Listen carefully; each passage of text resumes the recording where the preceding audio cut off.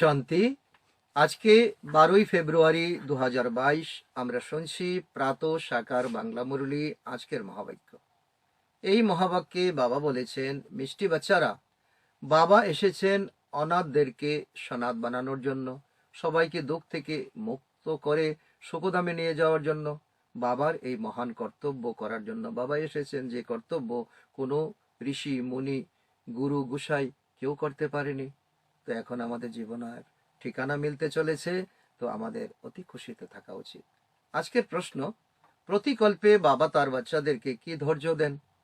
উত্তর, মিষ্টি বাচ্চারা, তোমরা চিন্তা মুক্ত হও, বিশ্বের শান্তি স্থাপন করো না, এবং বিশ্বে শান্তি স্থাপন করা, সবাইকে দুঃখ থেকে মুক্ত করা আমার কাজ।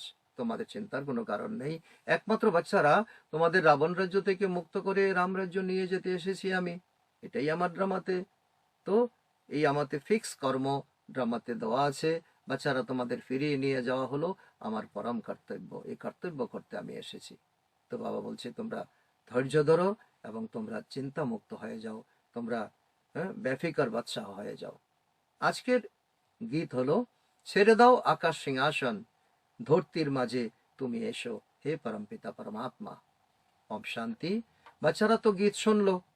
বাচ্চারা নিজেদের পরম প্রিয় পরমাত্মাকে স্মরণ করে যে পুনরায় এসো, কারণ মায়ার ছায়া পড়েছে, অর্থাৎ রাবণ রাজ্য হয়ে গেছে। সকলেই দুঃখী এখন। তারা বলে, আমরা সবাই হলাম পতিত। সকলের এখন ফিলিং এ আসতে শুরু করেছে। বাবা বলেন, আমি প্রতি কল্পের সঙ্গম যুগে আসি। আমি 5000 বছর আগে এসেছিলাম, আবার কল্পের সঙ্গম যুগে আমি এসেছি। বাবা বলছে কি, এই হলো আমার প্রকৃত সময়। বাবা এসে ধৈর্য দেন, বাচ্চারা চিন্তা মুক্ত হও, এটা একমাত্র আমার পার্ট। বাচ্চারা বলে, বাবা এসো এবং এসে পুনরায় আমাদেরকে রাজ্য শেখাও। তো পতিত দুনিয়াকে এসে পাবন করো। কারণ বাচ্চারা এখন বুঝে গেছে পতিত পাবন। এখন পতিত পাবনের কর্তব্য এই সময়, পতিত পাবনের কর্তব্য এখন করা প্রয়োজন। এই সময় সবাই হলো অনাথ। অনাথ তাদের বলা হয় যাদের মা বাবা থাকে না। বাস্তবে এই সময় তো আমাদের লৌকিক মাতা পিতা তো ঘরে ঘরে আছে, কিন্তু আমাদের পারলৌকিক মাতা পিতাকে আমরা ভুলে গেছি। তাই আমরা নিজেদের মধ্যে ঝগড়া ঝাঁটি মারামারি শুরু করে দিয়েছি। সবাই আমরা দুঃখী হয়ে গেছি, সারা দুনিয়ায় অশান্তি ছেয়ে গেছে। তাই তিনি বাচ্চাদেরকে দুঃখ পার করে, অর্থাৎ রাবণ রাজ্য থেকে মুক্ত করে রাম রাজ্যে সুখধামে নিয়ে যেতে এসেছেন, পরম কর্তব্য করতে এসেছেন। বাবা বলেন, বাচ্চারা এটা হলো আমার কর্তব্য। সারা বিশ্বে অর্থাৎ সমস্ত আত্মাদের পিতা হলাম আমি। তো সবাই বলে, হে অসীম জগতের পিতা, আমাকেই নিমন্ত্রণ দে। তুমি এখন তোমার সিংহাসন ত্যাগ করে ওপর থেকে নিচে নেমে এসো। তো তাই তো আমি এই ড্রামা অনুসারে নির্দিষ্ট সময়ে আমি এসে গেছি। তিনি ব্রহ্ম মহাতত্ত্বে থাকেন, তাই না?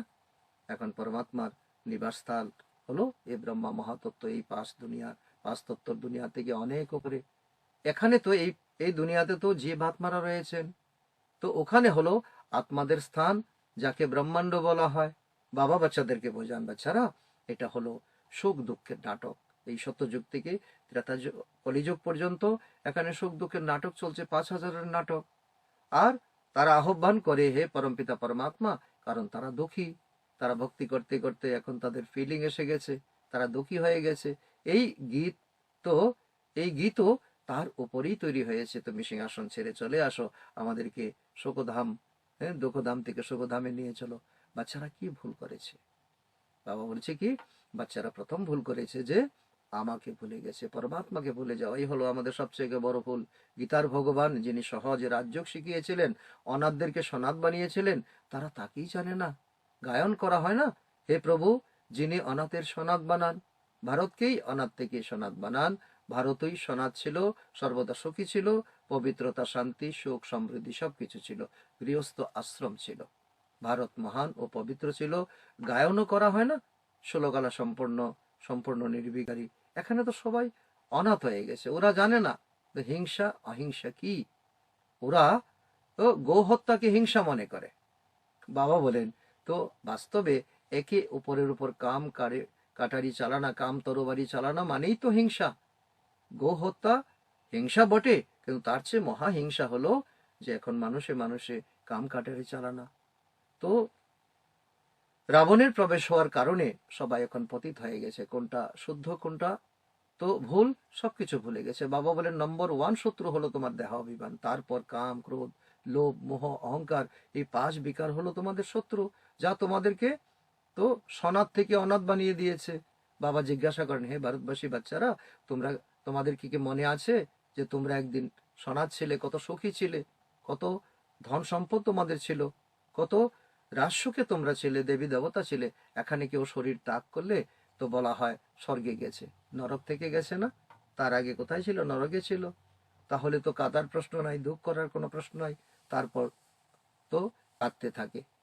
তো তাই বোঝানো উচিত যে ভারত হলো এই সময় নরক। তো একে চরম নরক বলা হয়। গরুর পুরাণে অনেক গল্প আছে, রোচক কথা লেখা আছে। এরকম কোনো নদী নেই। বলছে সংসার এক সাগর, সংসার এক নদী। বাস্তবে বিষয় সাগরে শ্বাসরোধ করতে থাকে সবাই। আর আসলে এই যে বিষয় সম্পত্তি, তো এটাই হলো তো সাগর। এখানে আমরা সবাই তো একে অপরকে কামড়াতে থাকি, একে অপরকে আমরা গোতা মারতে থাকি, দুঃখী হতে থাকি। বাবা এসে বোঝান, বাচ্চারা এই দুঃখ শোকের ড্রামা আগে থেকেই তৈরি হয়েছে। লক্ষ্মীনারায়ণের সামনেও গিয়ে এই জ্ঞান তোমরা গাও, তো বিষ্ণুর সামনে এই জ্ঞান গাও, তো রামের সামনে গিয়ে এই জ্ঞান গাও, রাধাকৃষ্ণের সামনে গিয়ে এই জ্ঞান গাও যে তুমি মাতা পিতা, আমরা তোমার বালক। কারণ তারা বাবাকে জানে না, ভাইকে গিয়ে পিতা বলে সম্বোধন করে, তাদের কাছে তো ভিক্ষা ভিক্ষাবৃত্তি করে। তারা সৃষ্টিকর্তা বাবা এবং তার সৃষ্টিকে তো জানে না। তো এটা হলো সৃষ্টিচক্র, এটাকে মায়ার চক্র বলা হবে না, 5 বিকারকে বলা হবে মায়া। ধন সম্পত্তিকে মায়া বলা হবে না। ধনবান ভব, সম্পত্তিবান ভব, আয়ুষ্মান ভব। তো এই বরদান্ত, এই বরদান্ত আশীর্বাদ তো করা হয়, এই আশীর্বাদ একমাত্র বাবা দেন। এছাড়া সবাই হলো ভক্তি মার্গের গুরু। জ্ঞানের সাগর কেবল একজন, যিনি আমাদের পিতা পরমাত্মা সদ্গুরু, যার জন্য গায়ন করা হয়। তার গীতা বর্ণন করে, এবং তারা গীতা বর্ণন করে এবং তারপর বলে ভগবান শ্রীকৃষ্ণের সংস্করণ। তো আরে কৃষ্ণ কিভাবে ভগবান হতে পারে? কৃষ্ণ তো বাচ্চা, সত্যযুগের প্রিন্স। তারা তো উপরে একজনকে আহ্বান করছে, তুমি রূপ পরিবর্তন করে এসো। তো বিভিন্ন ধর্মের আত্মারা বিভিন্ন নামে উপরে হাত রেখে পরমাত্মাকে আহ্বান করে। তার মানে পরমাত্মা উপরে পরমধামে থাকে। তোমরা আত্মারাও রূপ পরিবর্তন করো, বিভিন্ন জন্মগ্রহণ করো, তা তোমাদের আচরণ পরিবর্তন হয়, বিচার পরিবর্তন হয়, চেহারার পরিবর্তন হয়, স্থানের পরিবর্তন হয়। আর তোমরা বাবাকেও নিমন্ত্রণ করো, তুমি রূপ বদল করে তুমি মানুষের শরীরে আসো। বাবা তো মানুষের শরীরই তো আসবে, তাই না? সারের মধ্যে তো আসবে না। তাহলে একবার নিমন্ত্রণ করো বাবাকে, তুমি মানুষের শরীরে আসো। আবার সারকে তোমরা মেনে সারকেও তোমরা পূজা করো। তোমরা বলো, বাবা তুমি আমাদের মতো রূপ পরিবর্তন করে মানুষের শরীরে আসো। তিনি বলেন, আমি সার অথবা কচ্ছ মৎস্য অবতারে মধ্যে আমি আসি না, এটা আমার পার্ট নয়। সর্বপ্রথম মানব জগৎ সৃষ্টি হয়েছে প্রজাপিতা ব্রহ্মার মাধ্যমে। তাই পিতা হলেন দুজন, একজন হলেন পরমপিতা শিব, যাকে তোমরা বলো হে পরমপিতা, হে পতিত পাবন। তিনি অনাথদের তো সনাত বানান। তারপর তোমরা গান করো, তো জ্ঞান সূর্য উদিত হয়, অজ্ঞান অন্ধকার বিনাশ হয়। তো জ্ঞান সূর্য হলেন বাবা, তিনি সর্বোচ্চ। এই খেলাকে বুঝতে হবে, এই খেলাকে বুঝতে হবে, ড্রামার এই খেলাকে বুঝতে হবে, আধ্যাত্মিকতাকে বুঝতে হবে। তো ভারতকে নিয়েই এই খেলা শুরু হয়েছে, বাকি সব হলো বাই প্লট।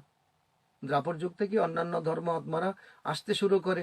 ভারতের দেবী দেবতা ধর্ম হলো শ্রেষ্ঠ নম্বর 1। দৈবী ধর্ম এবং দৈবী কর্ম ছিল সেখানে। এখন তারা ধর্ম এবং কর্ম ভ্রষ্ট হয়ে গেছে। এখন তোমরা বাচ্চারা পরমপিতা পরমাত্মাকে জানো। তার তো তার সঙ্গে তোমাদের 3 সম্পর্ক। তিনি তোমাদের পিতা, তিনি তোমাদের গুরু, তিনি তোমাদের শিক্ষক। সবাই তাকে স্মরণ করে, হে পরমপিতা পরমাত্মা, হে পতিত পাবন, তুমি হলে এই সৃষ্টির বীজ রূপ, তুমি চৈতন্য এবং জ্ঞানের সাগর।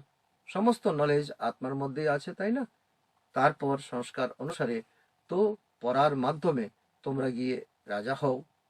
তোমরা হ্যাঁ, তো এই পড়াশোনা করে তোমরা মহান উচ্চ পদ তোমরা পেতে পারো। বাবার মধ্যে জ্ঞানের সংস্কার আছে না? সৃষ্টির আদি মধ্য অন্তের জ্ঞান বাবা আছে।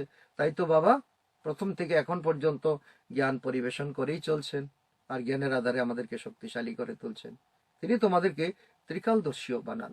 তোমরা জানো যে আমরা আত্মারা মূল বতন থেকে আসি। ব্রহ্মকে পরমাত্মা বলা যেতে পারে না, বাবা এসে বাবা এসে যে নলেজ শোনান তার নাম হলো গীতা।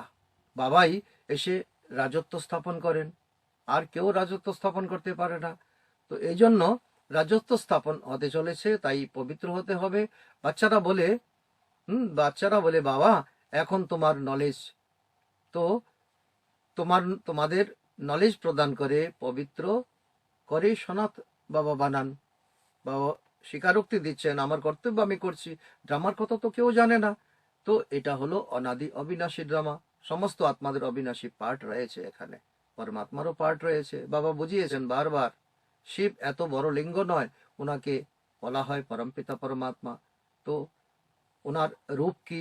ওনার রূপ হলো স্টার, লাইট, ভ্রুকুটির মধ্যখানে জলজল করে এক তো আজব নক্ষত্র। এত ক্ষুদ্র আত্মার মধ্যে কত বড় পার্ট রয়েছে। ভক্তি মার্গে আমি তোমাদের কত সেবা করেছি। এই সময় হলো ওয়ান্ডারফুল পার্ট। প্রতিকল্পে তোমাদের বাচ্চাদের পার্ট চলতে থাকে। পার্ট নম্বর অভিনেতাদের পার্ট নম্বর ওয়াইজ হয়। প্রথমে হলেন বাবা। বাবার কাছে যে নলেজ আছে সবাইকে তিনি প্রদান করেন। বাবা বলেন বাচ্চারা এই রাজ্যের স্থাপনা হচ্ছে, এখন পুরুষার্থ করে উচ্চ পদ প্রাপ্ত করবে। আসন তো চাই, তাই না? পুরুষার্থ করতে হবে, পুরস্কার প্রাপ্ত করতে হবে, এবং অসীমের বাবার থেকে সীমাহীন সুখ তোমরা নিতে পারো। সুখ তোমাদের নেওয়া উচিত। জগদম্বাকে বলা হয় জ্ঞানের দেবী। কোথা থেকে নলেজ পেয়েছেন তিনি? ব্রহ্মার থেকে। ব্রহ্মাকে কে দিয়েছেন? শিব পরমাত্মা। তো শিব পরমাত্মা থেকে ব্রহ্মা পেয়েছেন, ব্রহ্মা থেকে মাম্মা পেয়েছেন, আর আমরা অটোমেটিক মাম্মা বাবা থেকে আমরা পাচ্ছি। ব্রহ্মার দ্বারা ব্রহ্মা কুমার কুমারিয়া এই নলেজ প্রাপ্ত হচ্ছে। তো এই শৃঙ্খলিত ভাবে জ্ঞান অটোমেটিক ঘুরে ঘুরে আসছে। যারা ব্রাহ্মণরা পুনরায় এই যজ্ঞের নিমিত্ত হয়েছে, একে বলা হয় রুদ্র জ্ঞান যজ্ঞ। যাতে এই সমগ্র দুনিয়া ধ্বংস হয়ে যাবে। সমস্ত উৎসব হলো এই সঙ্গম যুগের। আমাদের আচরণ, আমাদের চরিত্র, আমাদের কর্মকাণ্ড দ্রাপর যুগ থেকে তো ভক্তরা মেনে আসবে, ভক্তরা এটাকে উদযাপন করবে। শিবের পরিবর্তে কৃষ্ণ রাত্রি কথা বলা হয়েছে। কৃষ্ণের জন্ম রাতের বেলা দেখিয়েছে। তারা শিব রাত্রির অর্থই বুঝে না। কলিযুগ হলো রাত এবং সত্যযুগ হলো দিন। তিনি এসে রাত্রিকে পরিবর্তন করে দেন এবং একে বলা হয় শিব জয়ন্তী। এই সময় আমাদের যত দুঃখ, কষ্ট, অন্ধকার তা পরিবর্তন করে তাকে দিনে পরিবর্তন করেন। আর তার জন্য এটাকে শিবরাত্রি, এই সময়কে শিবরাত্রি বলা হয়। যখন এখন কলিযুগ শেষ হতে চলেছে, সত্যযুগ আসতে চলেছে। এটা হলো সীমাহীন রাত এবং দিন। এই শিব শক্তি সেনারা, তোমরা মাতারা সংগঠিত হয়ে তো এখন ভারতকে স্বর্গ তৈরি করছো। দেখো কিভাবে গুপ্তভাবে লেখাপড়া তোমরা করছো। তো দুনিয়ার লেখাপড়ার সঙ্গে এই লেখাপড়ার কোনো তো সম্পর্ক নেই। তোমরা যুগবলের দ্বারা রাজ্য প্রাপ্ত করো। প্রাচীন রাজ্য বিখ্যাত, যার মাধ্যমে বিশ্বের রাজ্য প্রাপ্ত হয়। সবাই তো পবিত্র হয়ে যায়। এই নলেজ আত্মাই ধারণ করে। আত্মার মধ্যেই তো আত্মা জ্ঞানও আত্মার মধ্যেই থাকে। ওখানে আত্মার জ্ঞান থাকে সত্যযুগে। এছাড়া পরমাত্মা এবং সৃষ্টির জ্ঞান থাকে না। এই নলেজ কেবল এই সময় ব্রাহ্মণদের তোমাদের কাছেই আছে। তোমরাই জানো যে আত্মা কি, পরমাত্মা কি, সৃষ্টি চক্র কি। তো তোমরা হলে সবচেয়ে উঁচু যারা আধ্যাত্মিক সেবা করো, যারা তোমরা এই জগতের জন্য, জগতের কল্যাণকারী, জগতের পরিবর্তনের জন্য তোমরা এখন রুহানি সোশ্যাল ওয়ার্কার হয়ে গেছো। একজন মুসাফির আসেন তাদের স্বজনীদেরকে সুন্দর বানানোর জন্য। তিনি আর কেউ নয়, তিনি হলেন আমাদের পিতা পরমাত্মা। একজন মুসাফির, আর বাকি হলো আমরা সব স্বজনী।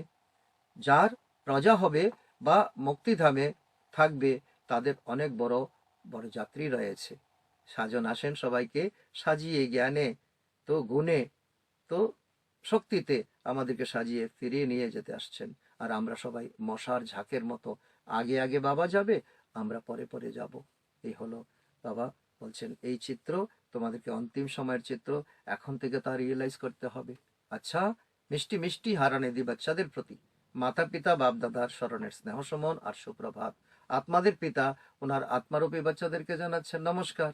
আর আমরা আত্মারূপী সন্তানরা আমাদের মাতা পিতা বাপ দাদাকে জানাই তো স্মরণের স্নেহ সমন আর সুপ্রভাত। ধারণার জন্য মুখ্য সার 1 নম্বর, লাইট হাউস হতে হবে। এক চোখে শান্তিধাম, অন্য চোখে সুখধাম থাকতে হবে। এই দোকদামকে দেখেও দেখবে না। 2 নম্বর, বাবার সমান নলেজ সম্পূর্ণ হয়ে সীমাহীন সুখ নেওয়ার জন্য সম্পূর্ণ পুরুষার্থ করতে হবে। যে নলেজ প্রাপ্ত হয়েছে তা অন্যদেরকে দিতে হবে। বরদান, সর্বপ্রাপ্তির স্মৃতির দ্বারা পরমাত্মা থেকে যা কিছু প্রাপ্তি পেয়েছি সেই স্মৃতিকে একত্র করো। তো সেই স্মৃতির দ্বারা উদাসীনতাকে তালাক দিয়ে খুশির ভান্ডারে পরিপূর্ণ থাকো, পরিপূর্ণ ভব। তার ব্যাখ্যা বাবা বলছেন, সঙ্গম যুগে সমস্ত ব্রাহ্মণ বাচ্চাদের বাবার দ্বারা খুশির খাজানা প্রাপ্ত হয়। এই জন্য যা কিছু হয়ে থাকে, যদি শরীর ত্যাগও করতে হয়, কিন্তু খুশির খাজানাকে তোমরা ছাড়বে না, সর্বদা সর্বপ্রাপ্তির স্থিতিতে থাকবে, তাহলে উদাসীনতাকে তালাক দিতে পারবে। ব্যবসায় যদি লোকসান হয়ে যায়, তবু মনে যেন উদাসীনতার ঢেউ না আসে, কারণ অসীম প্রাপ্তির সামনে এটা কি আর বড় কথা। যদি খুশি থাকে তাহলে সবকিছু আসে, খুশি না থাকলে কিছুই নেই।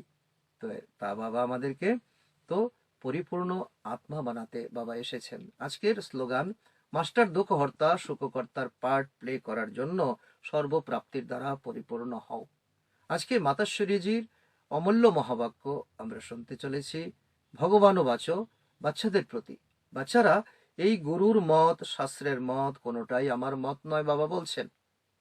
মামা অনুভব করে বলছেন, এরা তো কেবল আমার নাম করে মত দিয়ে থাকে, গুরু গোসাই বিদ্বান পণ্ডিত, কিন্তু আমার মত তো আমি জানি, এটা হলো শ্রীমত। আমার সাথে কিভাবে তোমরা মিলিত হতে পারবে তার খবরও আমি এসেই দেই। তো তার জন্য আমি আসার আগ পর্যন্ত আমার তো এই সুখবর তোমরা পেতে পারো না। আমি কি মার্গদর্শন করাবো এ তোমরা জানতেই পারো না, তার আগে আমার অ্যাড্রেস কেউ জানে না। তো গীতাতে ভগবানও বাচো থাকলেও গীতা তো মানুষই বানিয়েছে, ব্যাসদেব বানিয়েছে। তো তার জন্য সেখানে পুত্রকে পিতা বানিয়ে দিয়েছে। ভগবান স্বয়ং হলেন জ্ঞানের সাগর, বিন্দুরূপ, আমাদের পিতা, আমাদের শিক্ষক, আমাদের সদ্গুরু। ভগবান যে মহাবাক্য শুনিয়েছেন তার সারণিক হিসাবে গীতা বানানো হয়েছে। সেজন্য মানব জীবনে নিজের কর্মকে জেনে শ্রেষ্ঠ কর্ম করতে হবে। এই সময়, এই সঙ্গম যুগে পুণ্য কর্ম করার সময়। এরপর পরমাত্মাকে যে যতটা চিনবে তার নিকটে আসে থাকবে। এইসব কথা পরব্রহ্মে থাকা পরমাত্মা তো আতাল পাতাল অপর পারে যিনি রয়েছেন তিনি এসে শোনান আর আমাদেরকে মহান থেকে মহান করে তোলেন। আচ্ছা, ওম শান্তি। আজকের সমান হলো আমি সম্পূর্ণ পরিপূর্ণ আত্মা, কারণ বাবা আমাকে সবকিছু পরিপূর্ণতা দিয়েছে, খুশির খোরাক দিয়েছে, সর্বপ্রাপ্তির স্মৃতি দিয়েছে। তো খুশির ভান্ডারে পরিপূর্ণ আত্মা। ওম শান্তি।